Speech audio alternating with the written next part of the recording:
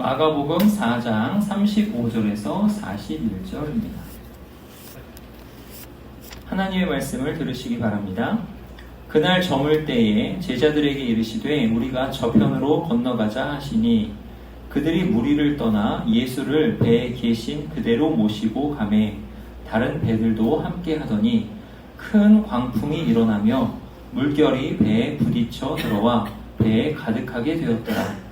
예수께서는 고물에서 베개를 베고 주무시더니 제자들이 깨우며 이르되 선생님이여 우리가 죽게 된 것을 돌보지 아니하시나이까 하니 예수께서 깨어 바람을 꾸짖으시며 바다더러 이르시되 잠잠하라 고요하라 하시니 바람이 그치고 아주 잔잔하여지더라. 이에 제자들에게 이르시되 어찌하여 이렇게 무서워하느냐 너희가 어찌 믿음이 없느냐 하시니 그들이 심히 두려워하여 서로 말하되 그가 누구이기에 바람과 바다도 순종하는가 하였더라. 아멘. 우린 지금 몇 주간에 걸쳐서 하나님의 나라를 생각해보고 있습니다. 하나님 나라 비유 다음에 나오는 말씀이 오늘 말씀이에요. 예수님께서 바람과 바다에게 명령하시자 바람과 바다가 순종하였다는 것입니다. 하나님 나라의 비밀은 바람과 바다가 순종하는 것과 아주 긴밀하게 연관이 됩니다. 어떻게 연관이 될까요? 오늘은 그것을 좀 생각해 보고자 합니다. 하나님 나라가 무엇이냐라고 물으면 뭐라고 답할 수 있을까요? 여러분 우리 지금 몇 주간 동안 하나님 나라 비유 생각해 봤죠? 그러면 하나님 나라가 무엇입니까? 한마디로 한번 대답해 보세요. 하나님 나라가 무엇입니까? 생각해 보셔야 돼요. 하나님 나라 계속 들었는데 그게 뭐지? 이렇게 생각해 보셔야 돼요. 하나님 나라를 간단하게 정의하면 하나님께서 다스리신다 이거예요. 하나님께서 다스리시는 것이다. 이 하나님 나라예요. 하나님께서 통치하시는 것이 하나님의 나라입니다. 하나님께서는 지금도 온 우주를 다스리시고 계십니다. 하나님께서 다스리시는 방식이 어떤 건지 그게 하나님 나라 비유에 나타나 있는 거예요. 하나님께서 하나님 나라 비유로 가르쳐 주신 거예요. 하나님께서는 이렇게 다스리신다. 이게 바로 하나님 나라의 비유예요. 하나님 나라의 비밀을 아는 것이 중요하다고 했어요. 예수님께서. 근데 하나님 나라의 비밀을 아는 것과 아주 깊이 연관된 것이 있습니다. 그게 뭐라고 그랬죠? 우리 복습해 봅시다. 하나님 나라의 비밀을 아는 것과 아주 중요하게 연관된 것은 죄사함이에요. 마가복음 4장 11절 보세요. 이르시되 이렇게 나오죠. 우리 같이 한번 읽어봅시다. 11절 12절 이르시되 시작. 이르시되 하나님 나라의 비밀을 너희에게는 주었으나 외인에게는 모든 것을 비유로 하나니 이는 그들로 보기는 보아도 알지 못하며 듣기는 들어도 깨닫지 못하게 하여 돌이켜 죄사함을 얻지 못하게 하려 함이라 하시고, 하나님 나라의 비밀을 알면 어떤 결과가 일어나요. 무슨 결과가 일어나느냐? 보고 알고 듣고 깨달아서 돌이켜서 죄사함을 얻습니다. 이게 하나님 나라의 비밀을 알면 생기는 결과예요. 이게 아주 중요하다고 그랬어요.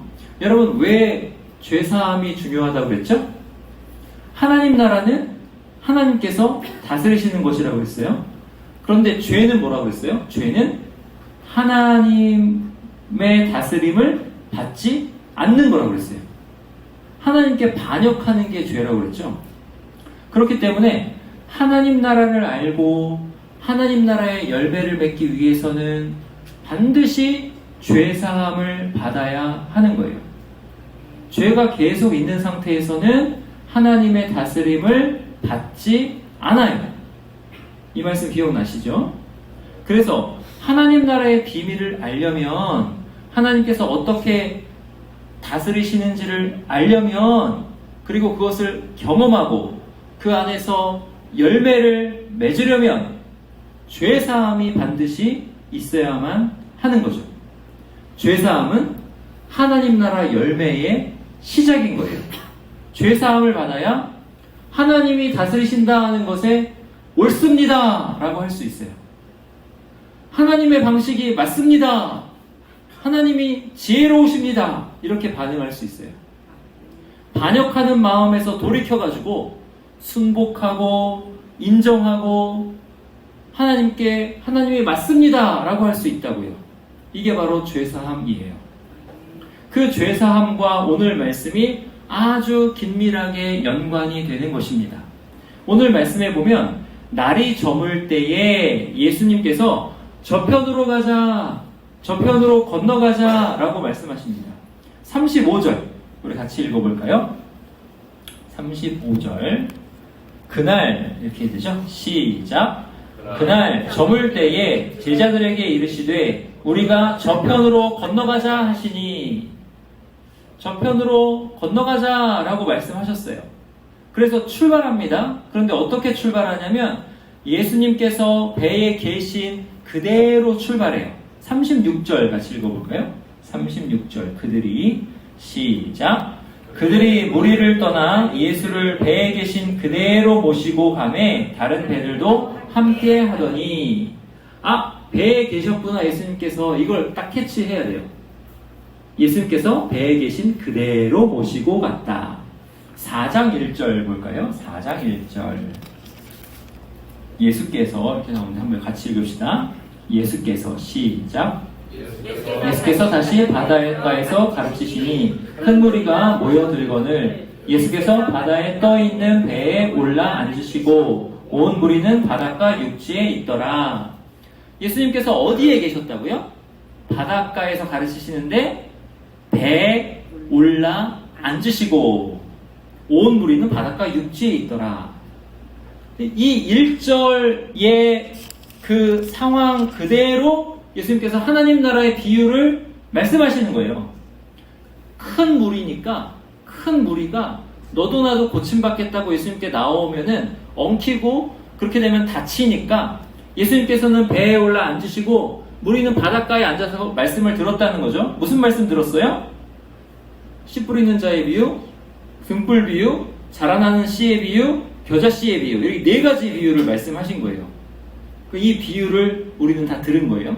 이 4가지 비유를 말씀하시고 나서 예수님께서 저편으로 건너가자라고 하신 거예요. 이해되시죠? 그림이? 예수님께서는 비유를 가르치실 때 어디 계셨어요? 배 위에 계셨어요. 그리고 다 가르치신 다음에 저편으로 건너가자라고 말씀하시니까 예수님께서 배 위에 계신 그대로 모시고 바다를 건너가기 시작한 거예요.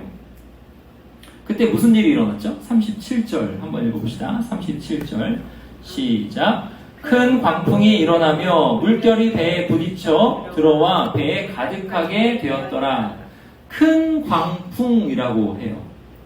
갈릴리 호수는요, 갈릴리 바다는 이제 호수인데 커가지고 바다라고 불렀는데, 갈릴리 바다는 바람이 한번 불면 미치게 불었어요. 지금도 그래요.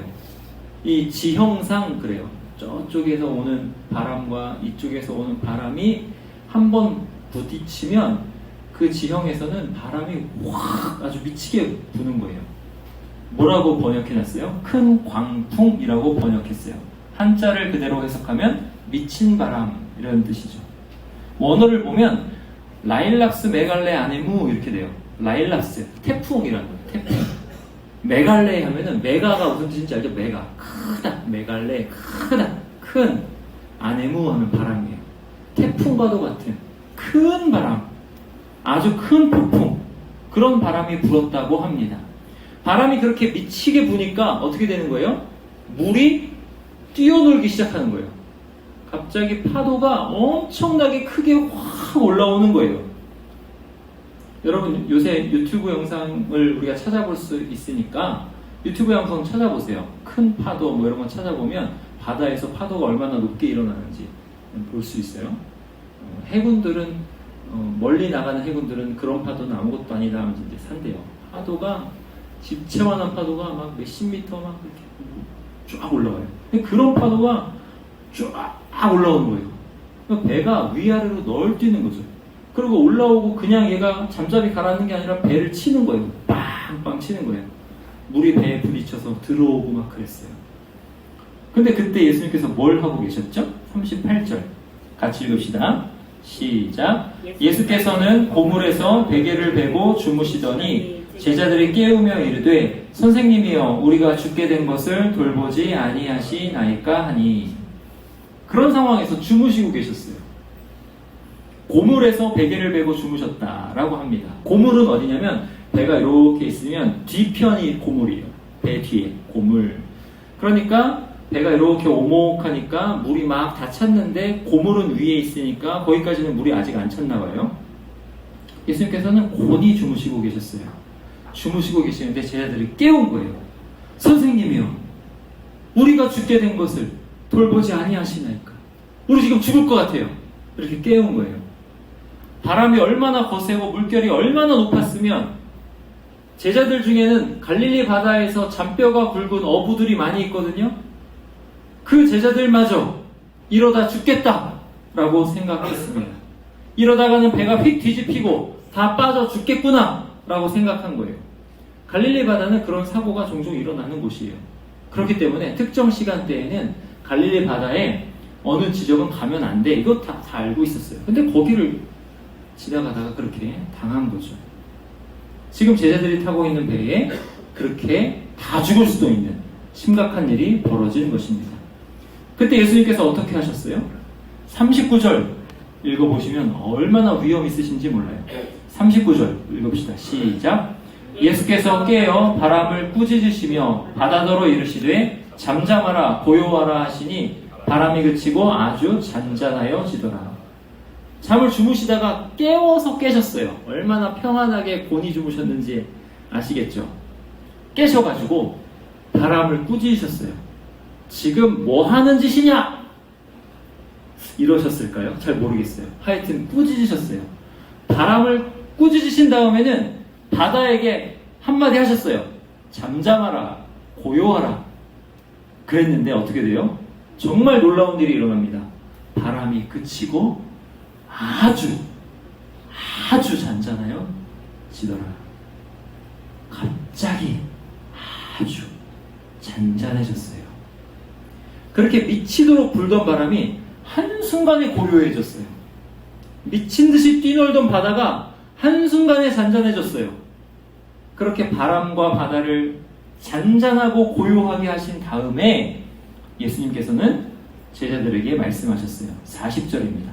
이에 시작.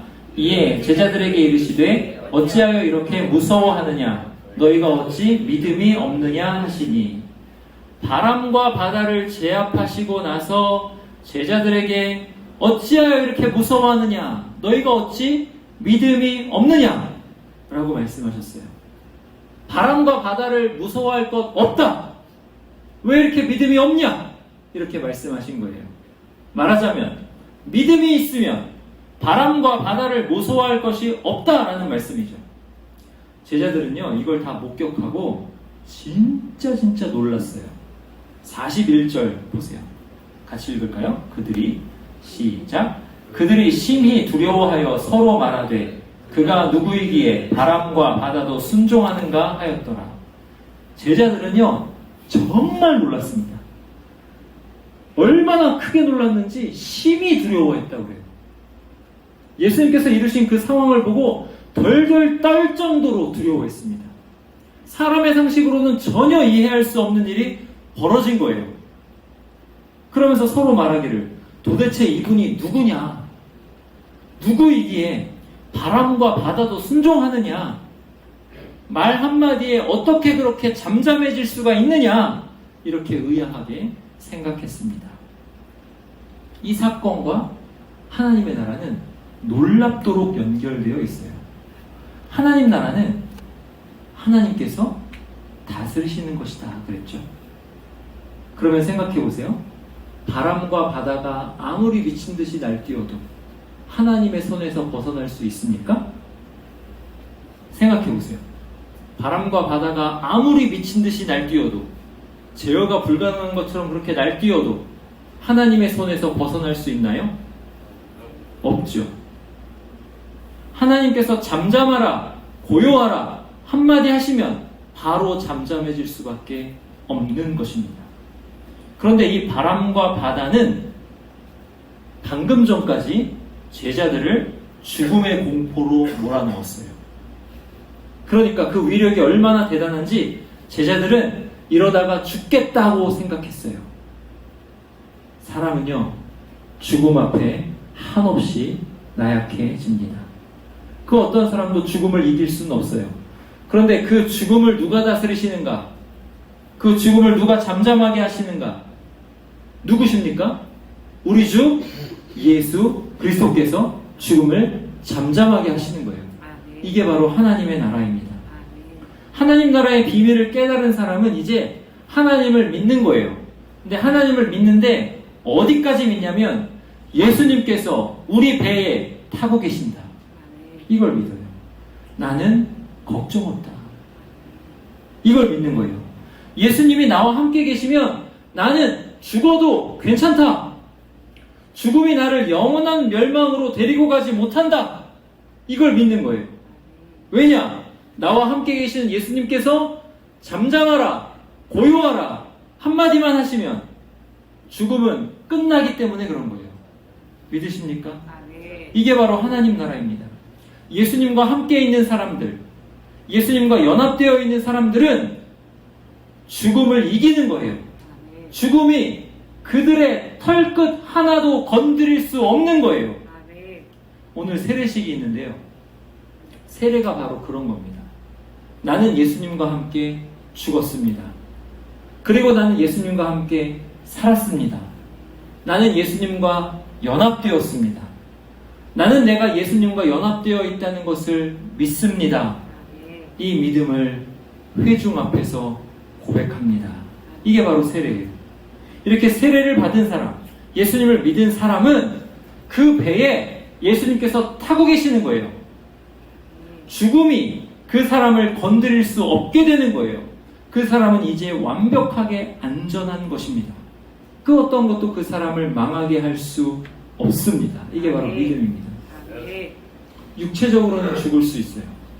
그런데 예수님과 묶여 있기 때문에, 연합되어 있기 때문에 예수님께서 계시는 곳에 나의 영혼이 거기로 가는 거예요.